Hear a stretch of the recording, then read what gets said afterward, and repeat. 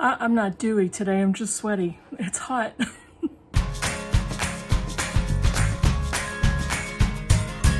Hey BookTube, it's Kim at Middle of the Book March, and this is my Bookish week for Saturday, June 18th.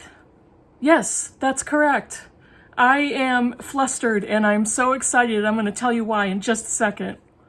So in my last video, which was a book haul, I showed you a book that I bought online because it looked good and I fell in love with the cover.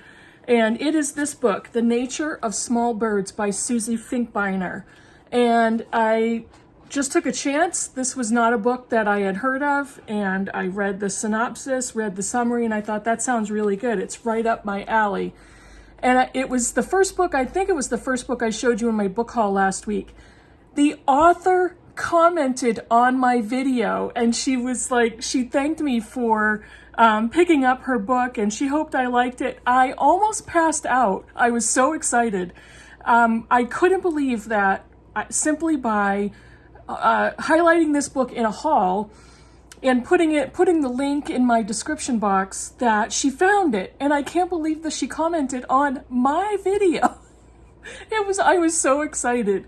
So, you know what that means. I will be reading this book in July and, getting back to her. And her name, Susie Finkbeiner. I'm going to put a link to her YouTube channel. She doesn't have very many videos, but she does do some readings. And I'm going to see if she has an Instagram. And if she does, I will put that link down below as well. And this is one of the bird covers that I bought and hauled last week. And I thought it was so pretty. And I just am really looking forward to this. It is so exciting. I cannot tell you how excited I was to hear from an author. And I know that my friend Britta is a published author as well, but and she's going to come up in another video, so stay tuned. Okay, yes, I'm so flustered by that. What did I finish last week? I finished 3 books, and let me tell you about them. Yes, I finished 3 books. I finished an audiobook called The Love That Dares, Letters of LGBTQ+ Love and Friendship Through History by Rachel Smith and Barbara Vesey. And this was an interesting book because it was published in the UK. They are British collaborators.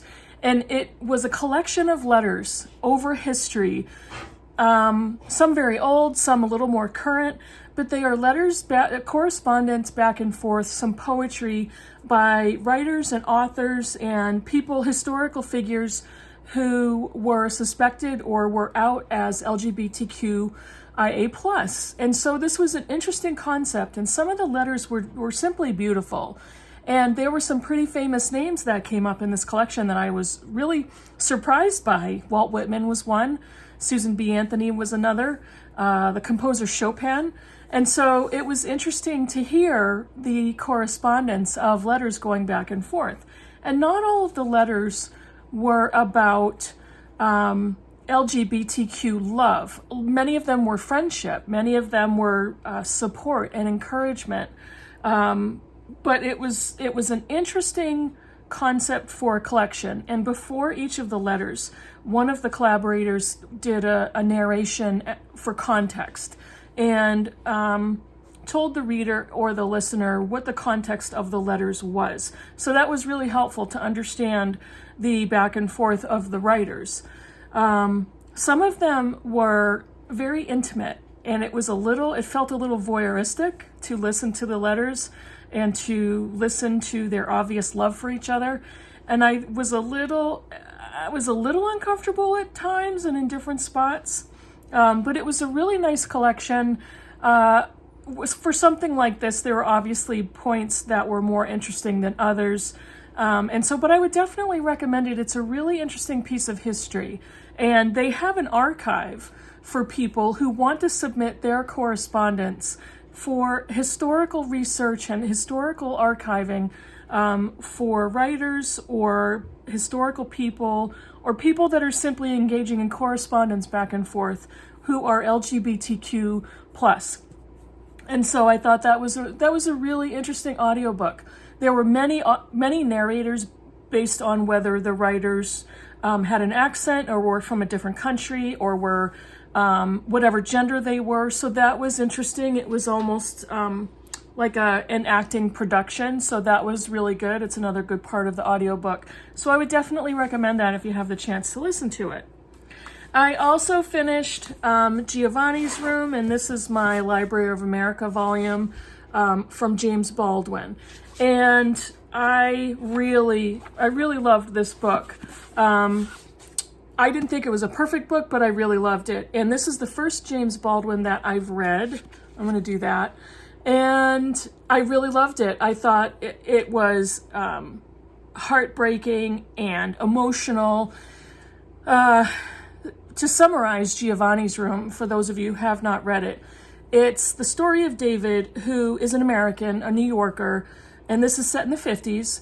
And he takes a trip with his girlfriend, Hella, to Europe. And she kind of goes off on her own to a little bit to figure out her relationship with David. And he ends up in Paris. He had a gay sexual encounter while he was still in New York. And it completely flustered him. It completely emotionally made him kind of go off the rails and question himself. And he really wasn't sure how he felt about that. And he was extremely attracted to this other young man, but he didn't know what to think. And so he was kind of trying to escape that situation and figure out, you know, is he gay? Was he really attracted to this man? Was it kind of a fluke? So he ends up in Paris, where he meets Giovanni, who is an Italian who is waiting tables at a bar in the city. So Giovanni lives in one room, and eventually David and Giovanni form a relationship. And I don't want to say too much, but the Giovanni's room carries a lot of emotional punch, and there's so much that happens in such a small space. It's a place where they can go and be together, where they can have privacy. There's so much that happens in one little area. It talks about David's state of mind, and he's trying to figure out his sexuality, and he also would love to be in denial about what he's really feeling.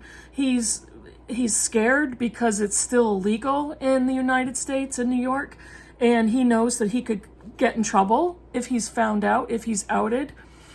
His father is still in the States, and his father is trying to convince him to come home, but he wants to stay in Paris, and he doesn't know if he wants to go back to New York. So there's a lot to talk about. There's a lot about being gay in the 50s and being closeted, being bisexual. Is he gay or is he bisexual? I don't think he even knows through the novel. And it's a story of trying to find yourself, and not just finding yourself, but admitting who you really are. So Baldwin's writing is sublime. It's just gorgeous writing. It's so smooth. It is so filled with emotion, and it kind of buzzes on the surface with the emotions of these relationships. And there's suspense without it being a thriller. There's emotional suspense to this book, and it kind of kept me captivated, and it kept me reading. And I thought, this is just the start of me reading more of James Baldwin's novels. I loved it. Let's see, and the third one I finished was a very slim poetry collection. This is The Red Drum, Poetry of the American West by Jane Candia Coleman. This collection is an older one. It was published in 1995. So, you know, that's a 27-year-old poetry collection. She moved from the East Coast. She was born in Pennsylvania, and she moved out to the West and settled in Arizona in, I think it says 1986. And this is kind of her ode to the West, or her, not documentation, but her emotions as to the surroundings and the landscapes in the West, in Arizona. It was a little bit dated, and in a collection, again, an essay collection, a story collection, a poetry collection, some are going to be better than others. And that's exactly how I felt with this one. There were so many phrases that were gorgeous, and I don't think there was any one poem that I loved. I really liked the entire collection. But again, there's some that I liked more than others. There were phrases that I caught onto that were really beautiful. There were emotions that she kind of injected into these poems that I thought were just gorgeously written. The one poem that I loved was called Horses, and she's writing about horses. And it's a short one, so I'd like to read it. In the rain between Mexican water and Chinle Wash, where the earth is the color of a faded rose, and where the wind has carved the eye of an eagle into the bluff, 12 gray horses were dancing. The suddenness of storm, the sweetness of water, after the long drought possessed them. They whirled and pranced to thunder's drum, heads high, nostrils red, tails tossed by the wind. There are moments that stay forever in the labyrinth of heart and eye, and so it is with this vision of horses, a dream of arcs and angles moving on the silk screen of rain. And I thought that was such a beautiful ode to horses and description of not just the horses, but weather and landscape and atmosphere. And this is a tiny collection. I think I read it in over a few hours, only so I could read a few poems and then reflect on those. But I thought it was very pretty. I loved the poem Horses. There were others that I thought were very good, and I was glad I read it. Just poetry devoted to the American West, which is part of June on the Range this month. Those are the 3 books I finished. So what am I currently reading? I am reading Country Girls by Edna O'Brien, and this is a buddy read with Britta Bowler. I have more to say about Edna O'Brien in my next video coming up, so stay tuned for that. I am also reading on my Kindle The Romantic Agenda by Claire Kann, or Kann, K-A-N-N. She is an African-American author, and this is a book, a romance book with a main protagonist of an asexual Black woman.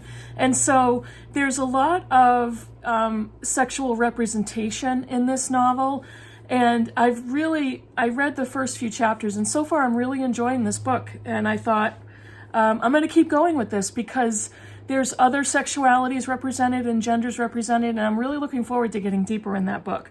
And on audio, I'm listening to Sister Outsider by Audre Lorde. I'm way overdue to either read or listen to this book. I tried to listen to it at a previous time, probably last year sometime, and it just wasn't the right time, but now it is, and I'm about a third of the way through the audio. And my initial feelings are that it's so timely even now, and I'm really getting into listening to her writing. So I'll have more to say about that when I finish it. What else do I have to talk about? I think that's it. Oh, I had my daughter's baby shower last Saturday, one of 2 baby showers. The next one is coming up in a week. And so I'll just I didn't take very many pictures at all. And I have a couple of pictures of her that she's allowing me to post. So I'm going to put them here. There's a picture with her and her husband, and then a picture of her and the side view of the belly with my granddaughter inside. And so I thought I'd share those with you, and how beautiful she is and how beautiful she looked. And she was so cute because she was saying that the dress that she wore is a long maxi dress. And she was thinking she was going to be overdressed. And she showed up to the shower, which was outside. We had a barbecue.